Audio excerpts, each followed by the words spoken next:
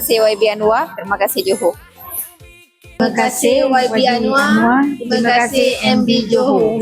Terima kasih YB Anwar. Terima kasih YB Johor.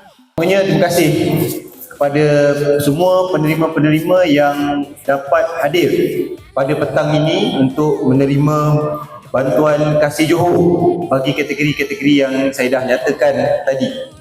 Tuan-tuan dan puan-puan sekalian, ada 2 atau 3 kategori petang ini yang kita berikan adalah untuk penerima bantuan Kasih Johor kali pertama, walaupun dalam fasa yang keempat. Oleh kerana tuan-tuan dan puan-puan, selepas kita memberikan bantuan Kasih Johor ni bermula pada bulan Oktober tahun lepas, fasa pertama, kemudian bulan Disember untuk fasa yang kedua, kemudian bulan 2 hari itu sebelum Hari Raya Puasa untuk fasa yang ketiga, dan bulan ini kita mula dengan fasa yang keempat.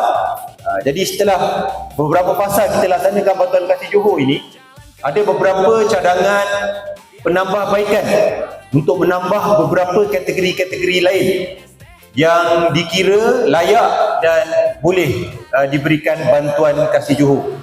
Dan sekali lagi saya nak ucap terima kasih kepada pihak pejabat daerah, pejabat Jabatan Kebajikan Masyarakat di bawah pentadbiran mereka kerana membantu kami di peringkat adu-adun, utamanya dalam kawasan Dun Manis ini, untuk kita menyerahkan bantuan ini kepada tuan-tuan dan puan-puan sekalian.